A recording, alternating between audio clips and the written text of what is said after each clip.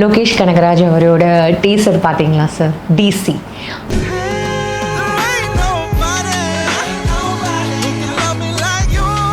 Title டீசரை வந்து release பண்ணியிருக்காங்க. லோகேஷ் கனகராஜ் நடிக்கிறார், ஃபஸ்ட்டு டைமாக நடிக்கிறார். இதுக்கு முன்னாடி பார்த்தீங்கன்னா ஸ்ருதிஹாசனோட ஒரு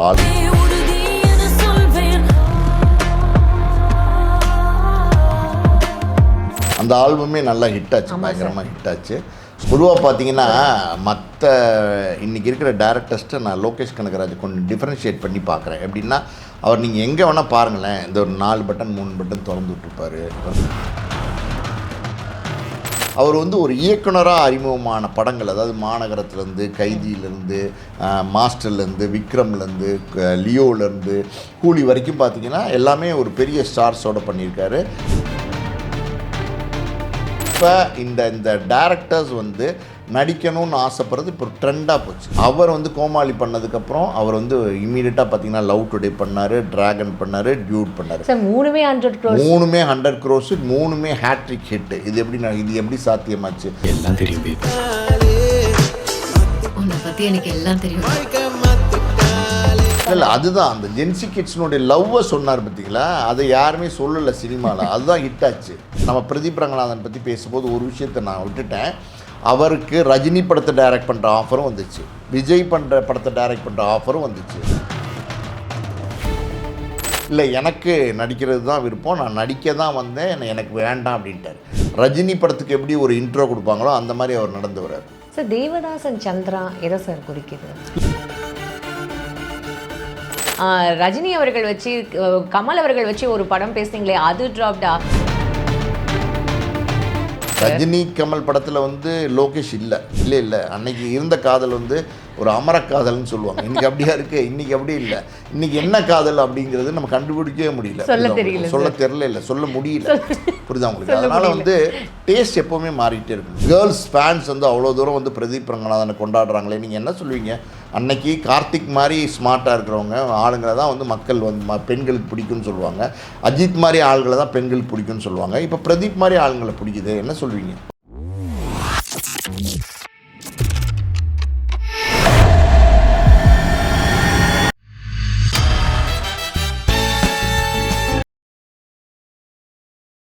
பிபிடி சினிமா நேயர்கள் அனைவருக்கும் வணக்கம். இன்னைக்கு நம்மளோட திரை ஆய்வாளர் மற்றும் ப்ரொடியூசர் பாலாஜி பிரபு அவர்கள் இணைஞ்சிருக்காரு. நிகழ்ச்சிக்கு போகலாம். சார் வணக்கம். சார் வணக்கம். எப்படி சார் இருக்கீங்க? சார் லோகேஷ் கனகராஜ் அவரோட டீசர் பார்த்தீங்களா சார்? டிசி அது வந்து லோகேஷ் கனகராஜ் வந்து ஒரு டைரக்டராக கொடுக்கும்போதே அதில் நிறைய வயலன்ஸ் இருக்கும் அப்படின்றது நமக்கு தெரியும். ஆனால் நான் நடித்தா கூட வயலன்ஸில் தான்ப்பா நடிப்பேன் அப்படின்ற மாதிரி ரத்தம் சொட்ட சொட்ட வந்த தேவதாஸ் அந்த ஒரு கேரக்டர் அப்படின்னு சொல்லப்படுது சார். சந்திரா அதான் டிசி சன் பிக்சர்ஸ் அவங்களோட அந்த ஒரு இதில் இப்போ எல்லாருமே டீகோட் பண்ண ஆரம்பித்தாங்க சார். நீங்கள் அந்த ட்ரெய்லரை பார்த்தீங்களா சார்? டைட்டில் டீசரை வந்து ரிலீஸ் பண்ணியிருக்காங்க. லோகேஷ் கனகராஜ் நடிக்கிறார், ஃபஸ்ட்டு டைமாக நடிக்கிறார். இதுக்கு முன்னாடி பார்த்தீங்கன்னா ஸ்ருதிஹாசனோட ஒரு ஆல்பம் பண்ணியிருந்தார். அந்த ஆல்பமே நல்லா ஹிட் ஆச்சு, பயங்கரமாக ஹிட் ஆச்சு.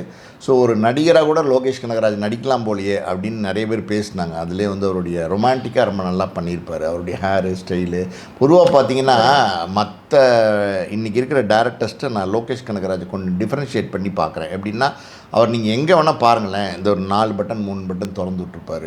ஒரு மாதிரி ஒரு ரக்கடான லுக்கில் அவர் கட்டியிருக்கிற வாட்ச்லேருந்து, அவர் நடந்து வர ஸ்டைல்லேருந்து, அவர் போட்டிருக்கிற அந்த ஒரு பாய் அப்படி. ஆமாம், அவர் ஒரு லோ கிளாஸ் பாய் மட்டும் இல்லை, ஒரு எப்படி சொல்கிறது, இப்போ நிறைய பேர் அப்படி தான் இருக்காங்க. கேஷுவலாக நீங்கள் போனீங்கன்னா எல்லா இடத்துலையும் அப்படி தான் ஆட்கள் இருக்காங்க. அதாவது வந்து ஒரு நீட்டாக ட்ரெஸ் பண்ணணும், ரொம்ப பர்ஃபெக்டாக இருக்கணும், இன் பண்ணியிருக்கணும், மேட்சிங் இருக்கணும், அதெல்லாம் இல்லாமல் ஒரு கேஷுவலாக இருக்கார். பார்த்தீங்களா, ஒரு கேஷுவல் ஃபீல்டில் வந்து இருப்பார். எப்போவுமே லோகேஷ் கனகராஜை பார்த்தீங்கன்னா நீங்கள் ஃபார்மல் ஃபீல்டில் வந்து 1-2 இடங்களில் பார்க்கலாமே தவிர பெரிய அவருடைய படங்கள் சூப்பர் ஸ்டாரோடைய கூலி ஆடியோ லான்ச்லேயே வந்து கேஷுவலாக தான் உட்காந்துருப்பார். ஸோ அந்த மாதிரி ஒரு கேஷுவலான பர்சனாலிட்டியாக தான் நான் லோகேஷ் கனகராஜ் பார்க்குறேன். அவர் வந்து ஒரு இயக்குனராக அறிமுகமான படங்கள், அதாவது மாநகரத்துலேருந்து, கைதியிலேருந்து, மாஸ்டர்லேருந்து, விக்ரம்லேருந்து, லியோலேருந்து, கூலி வரைக்கும் பார்த்திங்கன்னா எல்லாமே ஒரு பெரிய ஸ்டார்ஸோடு பண்ணியிருக்காரு. நல்ல வெற்றி படங்கள் கொடுத்துருக்காரு. அஃப்கோர்ஸ் வந்து லியோவில், கூலியிலலாம் நிறைய டிவைடட் ரிப்போர்ட் இருந்தால் கூட அந்த படமும் ஒரு வெற்றி படம் தான். கலெக்ஷன் வைஸ் பார்த்தீங்கன்னா வெற்றி படங்கள் தான், வணிக ரீதியான வெற்றி படங்கள் தான். ஆனால் நிறைய விமர்சனங்கள் இருந்துச்சு. இப்போ இந்த டேரக்டர்ஸ் வந்து நடிக்கணும்னு ஆசைப்படுறது இப்போ ட்ரெண்டாக போச்சு. இப்போ நீங்கள் இதை பார்த்தீங்கன்னா கோமாளி பண்ணார் பிரதீப் ரங்கநாதன். அவர் வந்து கோமாளி பண்ணதுக்கப்புறம் அவர் வந்து இம்மீடியட்டாக பார்த்தீங்கன்னா லவ் டுடே பண்ணார், டிராகன் பண்ணார், டியூட் பண்ணார். சார் மூணுமே 100 crores, மூணுமே ஹேட்ரிக் ஹிட்டு. இது எப்படி சாத்தியமாச்சு? அதுக்கு காரணம் என்ன? அடிப்படை காரணம் என்னென்னா, அவருக்கு பிரதீப் ரங்கநாதனுக்கு நடிக்கிறதுல தான் இன்ட்ரெஸ்ட்டு.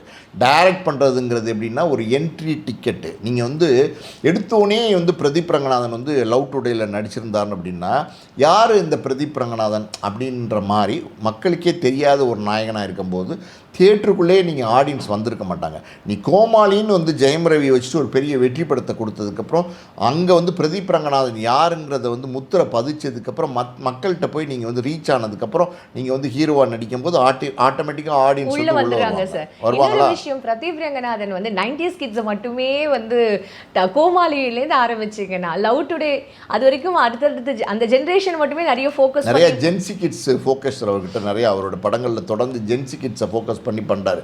அது பெரிய சக்ஸஸ் கொடுக்குது. காரணம் என்னென்னா இன்றைக்கி இந்த மாதிரி படங்கள் தான் லைக் பண்ணுறாங்க. இப்போ லவ் டுடே சக்ஸஸ் என்ன அப்படின்னா, ஜென்சி கிட்ஸோட லவ் ஒன்று இருக்குது பார்த்தீங்களா, அதை வந்து யாராலுமே டிஃபைனே பண்ண முடியாது.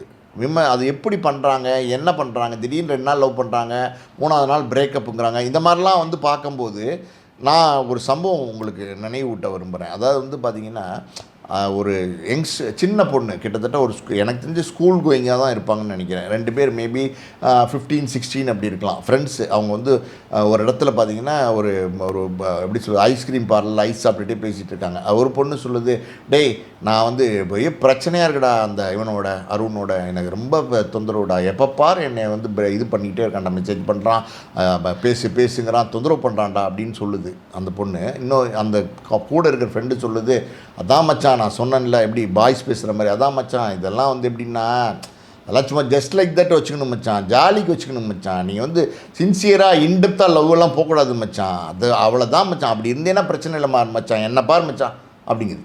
ஸோ நீங்கள் இதெல்லாம் வந்து அதாவது ஒரு 30-40 வருஷத்துக்கு முன்னாடி பெண்கள் வந்து இப்படி பேசுவாங்களா? அது சொசைட்டியிலே பேசுகிறாங்க. அதாவது வந்து அவங்க சுற்றி நிறைய பேர் இருக்காங்க அந்த பார்லரில்.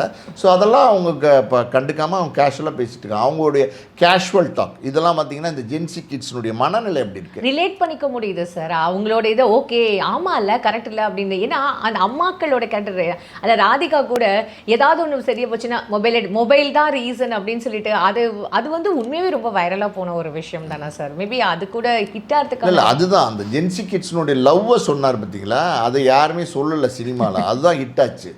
அதனால தான் வந்து அவர் பெரிய ஸ்டார் ஆனார். இன்னொரு பக்கம் பார்த்தீங்கன்னா டூரிஸ்ட் ஃபேமிலி அந்த படம் எடுத்தார்ல, அவருமே பார்த்தீங்கன்னா அந்த டேரக்டருமே இப்போ வந்து படத்தில் ஹீரோவாக நடிச்சிட்டு இருக்காரு.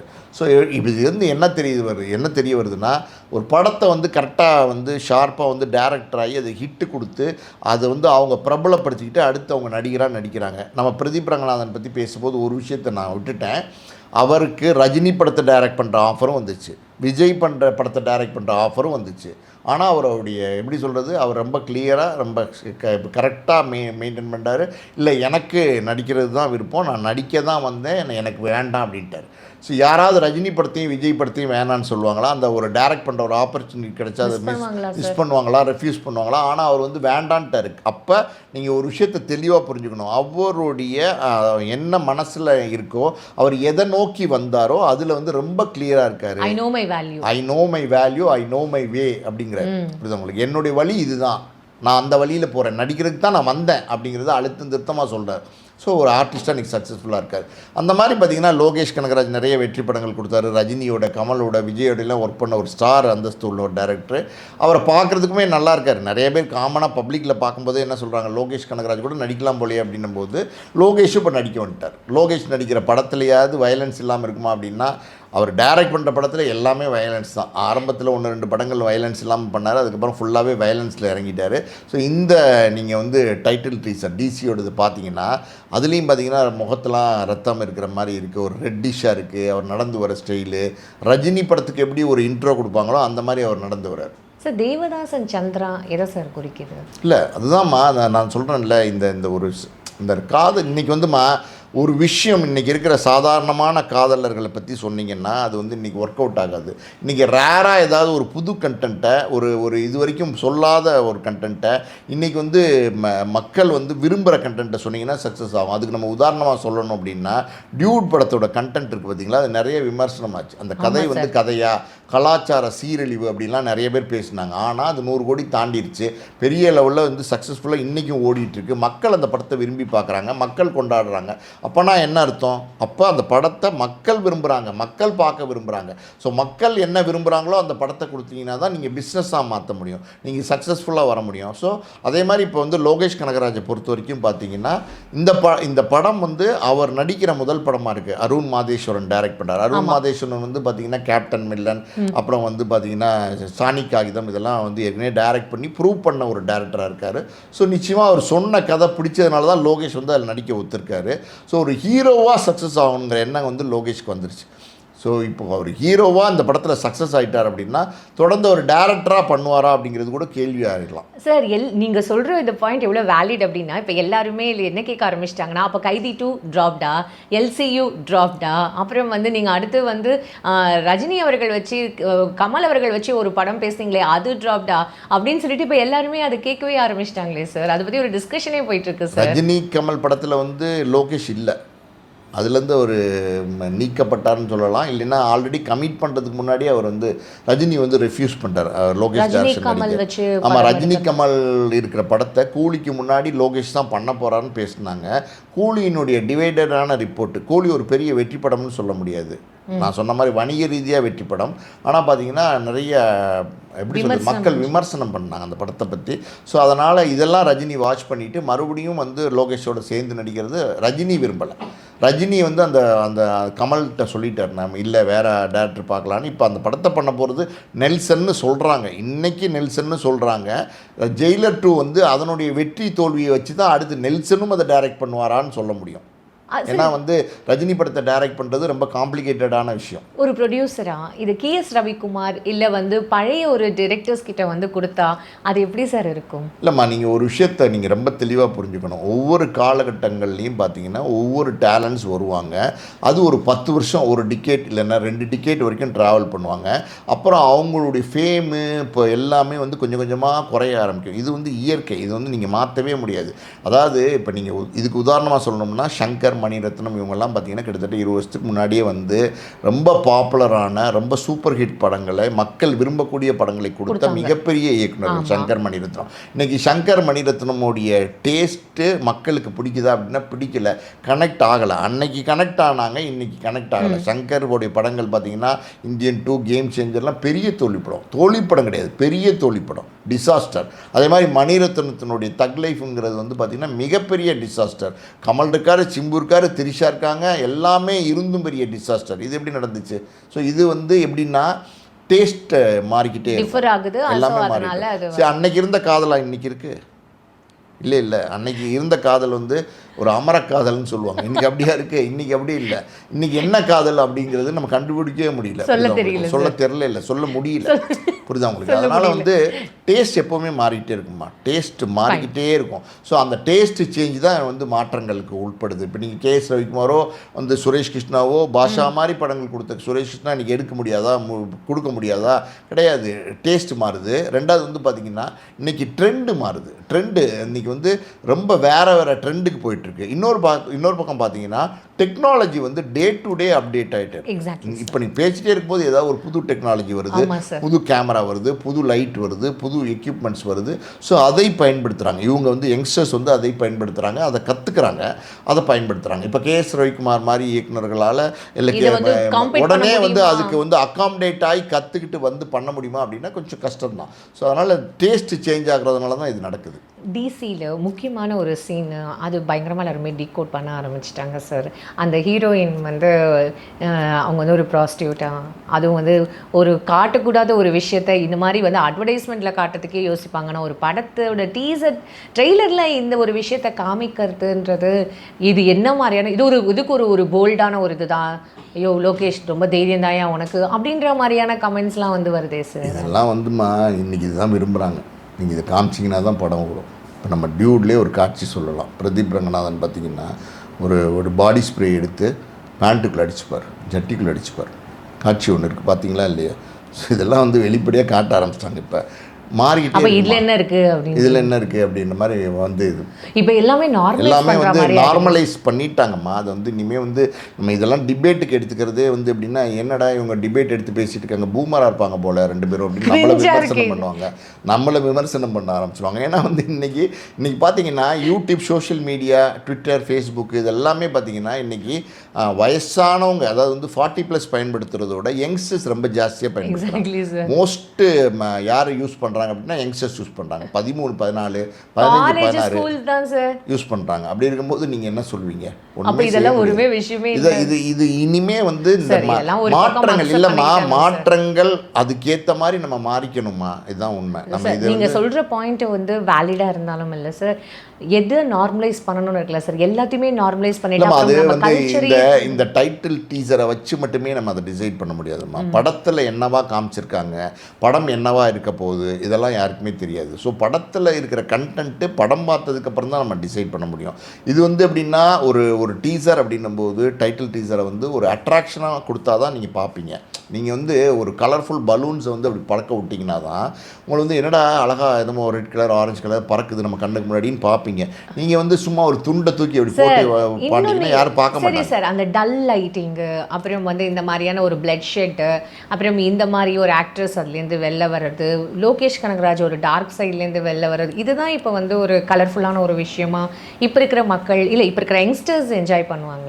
இந்த நீங்கம்மா ஒரு விஷயம் அதாவது வந்து பிளாக் காமெடி, அந்த ஹியூமர், இந்த நெல்சன்லாம் பண்ணாங்க, அந்த மாதிரி காமெடியெலாம் இப்போ பல வருடங்களுக்கு முன்னாடி கிடையாது. இருந்துச்சு, காமெடி இருந்துச்சு. ஆனால் வந்து வேறு என்னென்னமோ வந்து இப்போ காமெடியில் வந்து எத்தனையோ கருத்துக்கள்லாம் கூட சொல்லியிருக்காங்க, புரியுதா உங்களுக்கு? அதெல்லாம் வந்து இன்றைக்கி மக்கள் வந்து விரும்புகிற விஷயம்னு ஒன்று இருக்குல்ல, அதை நீங்கள் வந்து சினிமா மாதிரி மாஸ் என்டர்டெயின்மெண்ட் மீடியாவில் காமிச்சிங்கன்னா தான் நீங்கள் சக்ஸஸ் ஆக முடியும், நீங்கள் சஸ்டெயின் பண்ண முடியும், மக்களுக்கு பிடித்த நடிகராக இருக்க முடியும், மக்களுக்கு பிடித்த இயக்குனராக இருக்க முடியும். நீங்கள் வந்து எப்படி அந்த ஒரு கோயிலில் வந்து வேண்டியிருக்காங்க, புருஷன் அந்த அம்மை போட்டிருக்கு, தரையில் உட்காந்து மண் சோறு சாப்பிட்றாங்க அப்படின்ற காட்சிகள் வந்து இன்றைக்கி சீரியலில் வைக்கலாம், சினிமாவில் வைக்க முடியாது. சினிமா இன்றைக்கி வந்து வியாபாரம் பெருசாச்சு, வணிகம் பெருசாகிடுச்சு. இன்றைக்கி வந்து சினிமா வந்து கோடிகளில் படம் இல்லைம்மா, கோடிகளில் படம் எடுக்க ஆரம்பிச்சிட்டாங்க, பேன் இண்டியா அது இதுன்னு சொல்லிட்டு.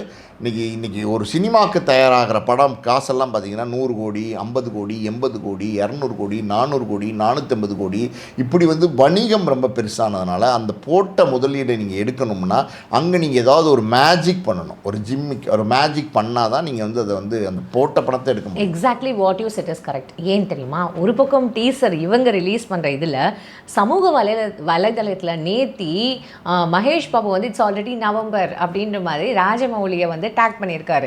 அதுக்கு ஒன்று நீ என்ன சர்ப்ரைஸை ரிவீல் பண்ணுறியா அப்படின்னு ராஜமௌலி கேட்க, உடனே நான் என்ன பிருத்விராஜ் இந்த படத்தில் இருக்கிறதையா சொன்னேன் அப்படின்னு சொல்லிட்டு அவர் பேச, பிருத்விராஜ் சார் நான் இந்த மாதிரி ஹைதராபாத்துக்கு அடிக்கடி வர்றதுல எங்கள் வீட்டில் என்ன சந்தேகப்படுவாங்கன்னு அவர் பேச, பிரியங்கா சோப்ராவை டேக் பண்ணி பிரியங்கா சோப்ரா அவங்க ரிப்ளை கொடுக்க, so it was like oh இப்படி கூட வந்து ஒரு படத்துக்கு வந்து ப்ரமோஷன் கொடுக்கலாமா, what kind of a promotion they are planning. இது கூட ஒன்று எல்லாருமே வந்து மக்கள் எல்லாமே அங்கே தான் சார், எல்லாருமே அதை பார்த்து ஓ சூப்பராக இருக்குது, என்ன சர்ப்ரைஸ் வச்சுருக்கீங்க அப்படின்னு சொல்லி ஒரு எதிர்பார்ப்பு கிரியேட். ஆமாம், ராஜமௌலி மகேஷ் பாபு சேர்ந்து பண்ண போகிற படம் வந்து ஒரு மிகப்பெரிய பட்ஜெட்டில், பாகுபலியை விட ரொம்ப அதையும் மிஞ்சின ஒரு படமாக அது இருக்கும். காரணம் என்னென்னா மகேஷ் பாபுக்கு ஒரு பெரிய ஸ்டார் வேல்யூ இருக்குது. இங்கே நம்ம அஜித் விஜய் மாதிரி ஒரு பெரிய மார்க்கெட்டபிள் ஸ்டார் அங்கே இருக்கிறார் தெலுங்கில்.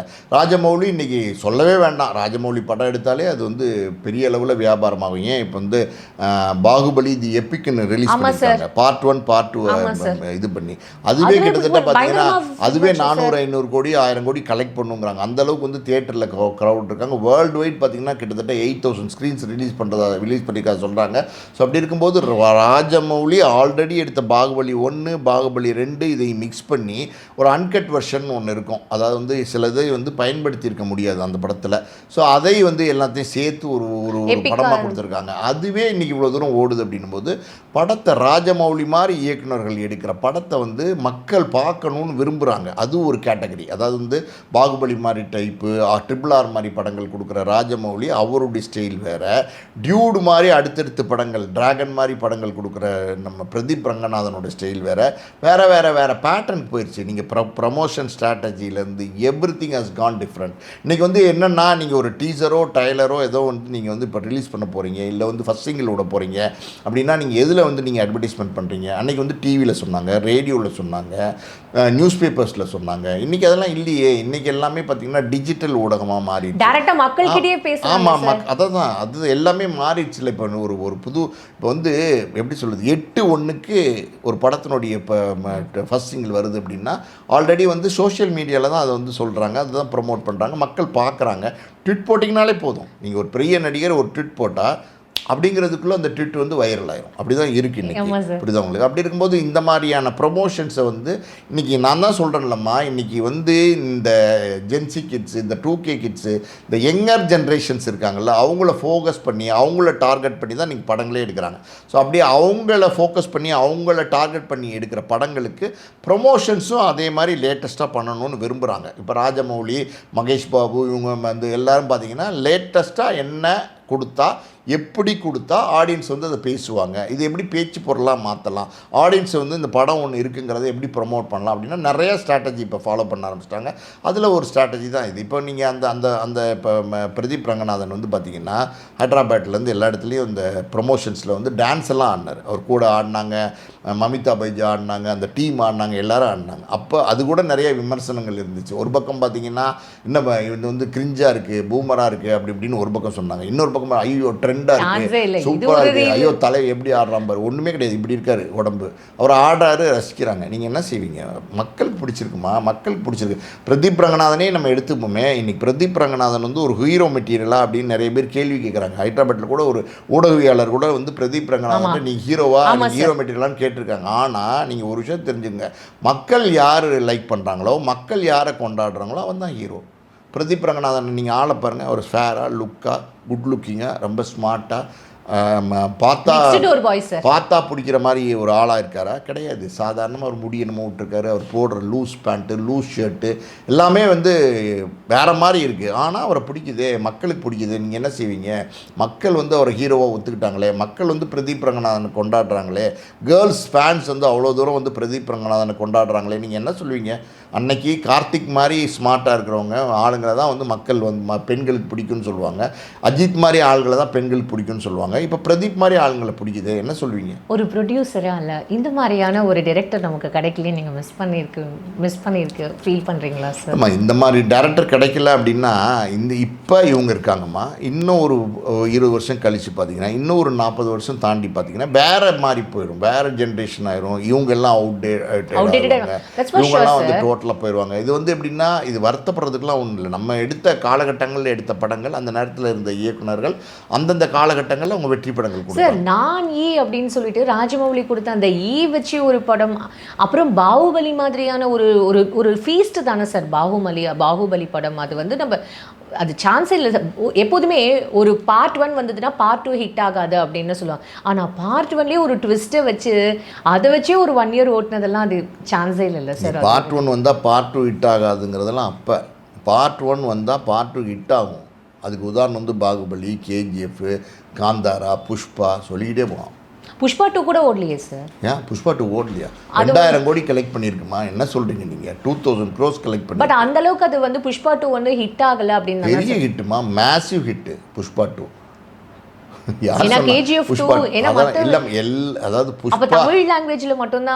வேர்ல்டு வைட் வந்து மேசிவ் ஹிட்மா, அது கிட்டத்தட்ட 2000 crores கலெக்ட் பண்ணியிருக்கு. ஓகே சார், பிகாஸ் ஏன்னா இங்கே வந்து தமிழ் படங்களில் எதுவுமே பார்ட் 2 வந்து பெருசாக ஹிட் ஆகலை இல்லை சார். ஆனால் மற்ற லாங்குவேஜில் காந்தாரா படங்களில் பார்ட் 2 ஹிட் ஆகலைன்னா இந்தியன் எடுத்தாங்க. எப்போ எடுத்தாங்க? 30 வருஷத்துக்கு முன்னாடி எடுத்தாங்க.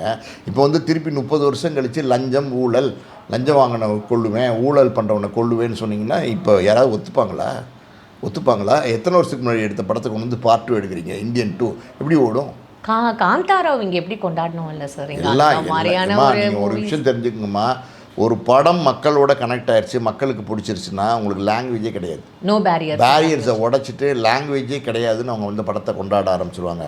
ஸோ இப்போ தான் வந்து எல்லாமே தமிழில் டப் பண்ணிலாம் விட்றாங்க. அந்த காலத்தில் தமிழில் அதாவது வந்து அம் ஆப்கே ஐன்கோன்னு ஒரு படம், அது வந்து பார்த்தீங்கன்னா இங்கே நம்ம தமிழ்நாட்டிலே 4-5 வருஷம் ஓடிச்சு. அந்த மாதிரி படங்கள்லாம் இருக்குது. தில்வாலே தில்கனியா லே ஜாயேங்கே, ஷாருக்கானோட மூவி கோயமத் சே கோயமத் டக், அமீர் கானோட ஃபஸ்ட்டு படம். ஸோ இதெல்லாம் வந்து மிகப்பெரிய வெற்றி படங்களாக இருந்திருக்கு. எப்படி இருந்துச்சு அப்போல்லாம் வந்து டப்பிங்லாம் கிடையாது, சேம் ஹிந்தி லாங்குவேஜ்லேயே ஓடிச்சு. சங்கராபரணம் ஓடலையா, தெலுங்கில் வந்த படம் அப்படியே தெலுங்குலேயே ஓடிச்சு. லாஸ்ட்டாக ஒரு கொஸ்டின் சார், நிவேதா பெத்துராஜ் வந்து ஒரு போட்டிருக்காங்க, பட் என்ன ரீசனுக்காக அவங்க அந்த ட்வீட் போட்டிருக்காங்கன்னு எனக்கு ட்வீட்டில் ஒரு ஸ்டோரி போட்டிருக்காங்க, ஏஐனால் பெரிய பாதிப்புகள் இங்கே ஏற்படுறதுக்கான சான்சஸ் இருக்குது அப்படின்னு வந்து அவங்க சொல்லியிருக்காங்க. ஒரு விதத்தில் அதை பார்க்கும்போது எஸ், யாரை வேணாலும் நான் ஏஐ பண்ணி இவங்க தான் அப்படின்றத காமிக்க முடியும். ஏன்னா எது ரியல் எது ரீலுன்றதை இன்றைக்கி நம்மளால் ஐடென்டிஃபை பண்ண முடியல. ஒரு பீயிங் ஆக்ட்ரஸ் அவங்க அதை சொல்கிறதுன்றது yes, we need to agree. But என்ன ரீசனுக்காக அவங்க அதை போட்டிருக்காங்க? அவங்க ஏதாவது ஒரு பாதிக்கப்பட்டிருப்பாங்களா சார்? இல்லை, அவங்க பாதிக்கப்பட்டிருப்பாங்களா அப்படின்னு நம்ம வந்து அவங்க அந்த ஸ்டோரி போட்டிருக்காங்கங்கிறதுக்காண்டி நம்ம அப்படி சொல்ல முடியாது. பட் என்னென்னா இது வந்து நீங்கள் அவங்க சொன்ன மாதிரி ப்ளஸ்ஸும் இருக்குது மைனஸும் இருக்குது. அதாவது வந்து யாரையாவது வந்து ஒரு நெகட்டிவாக காமிக்கணும் அப்படின்னா அதே மாதிரியே நம்ம கொண்டு வந்துடலாம், தத்ரூபமாக இருக்கிற மாதிரியே கொண்டு வந்துடலாம். நான் சொல்கிறேன், ஏதோ ஒரு நடிகையை நம்ம வந்து தவறாக காட்டணும், ஏதோ ஒன்று பண்ணணும் அப்படின்னா அப்படியே டிட்டோவாக கொண்டு வந்துடலாங்கிற மாதிரிலாம் வந்து இப்போ வந்துடுச்சு. கொஞ்சம் கூட டிஃப்ரென்ஸ் இல்லை, புள்ளியில் வந்து கூட வித்தியாசம் கண்டுபிடிக்க முடியாத அளவுக்குலாம் இப்போ வந்து ஏஐயில் பண்ண ஆரம்பிச்சிட்டாங்க. ஸோ அது மைனஸு. அதே நேரத்தில் பார்த்திங்கன்னா இன்றைக்கி பல விஷயங்களை வந்து ஏஐயில் கொண்டு வர முடியும் போது நிறைய இப்போ ப்ளஸ்ஸும் இருக்குது. இப்போ டிஏஜிங் பண்ணியிருந்தாங்க, இதில் வந்து கோட்டில் டிஏஜிங் பண்ணியிருந்தாங்க. அந்த பழைய விஜய் வந்து இப்போ எப்படி 19 வயசு அந்த நாளைய தீர்ப்பு விஜய் பார்க்க முடிஞ்சு இல்லையா. அதே மாதிரி நிறைய விஷயங்கள் பண்ணுறாங்க. விஜயகாந்த் வந்து அதில் வந்து ஃபைட் பண்ணுற மாதிரி காமிச்சிருந்தாங்க. ஸோ இதெல்லாம் வந்து இது வந்து எப்படி சொல்கிறது, டெக்னாலஜி அட்வான்ஸ் ஆகும்போது அது வந்து நிறைய விஷயங்கள் நல்ல விஷயங்கள் இருக்குது. ஒரு விஷயத்தை மட்டும் நம்ம வந்து ரொம்ப கிளாரிட்டியாக தெரிஞ்சுக்கணும். அது என்ன அப்படின்னா, இந்த மாதிரி டெக்னாலஜி அப்டேஷன்ஸு அட்வான்ஸாக நிறைய டெக்னாலஜி புது விஷயங்கள் வருது டெக்னிக்கலாக அப்படிங்கிறதெல்லாம் வந்து நம்ம தவிர்க்கவே முடியாது. நம்ம என்ன தான் முயற்சி பண்ணாலும் அதுக்கு நீங்கள் புற்றுப்புள்ளியும் வைக்க முடியாது, எதுவுமே பண்ண முடியாது. அதை வந்து நம்ம அந்த டெக்னாலஜியை வந்து எப்படி பயன்படுத்துகிறோம், நல்ல விதமாக பயன்படுத்துகிறோமா தவறாக பயன்படுத்துகிறோமா அப்படிங்கிறதுல மட்டும்தான் நம்ம இனிமேல் கவனம் செலுத்த முடியும். இதுமாதிரி அட்வான்ஸ்டு டெக்னாலஜியெல்லாம் நம்ம தடுக்க முடியாது. ஸோ நம்மளுடைய ஃபோக்கஸ் வந்து சரியாக பயன்படுத்துகிறோமா தப்பாக பயன்படுத்துகிறோமா அதில் தான் இருக்கணும். Fine sir. உண்மையாகவே ஒரு ப்ரொடியூசர் கிட்ட பேசினா நமக்கு இவ்வளோ வந்து ஒரு விஷயங்கள் எவ்வளோ இன்ஃபர்மேட்டிவாக இருந்தது அப்படின்னு தான் சார் நான் அதை வந்து கண்டிப்பாக அதை உணர்வுபூர்வமாக புரிஞ்சுக்கிறேன் சார். உங்களோட நேரத்துக்கு ரொம்ப நன்றி சார். நன்றி.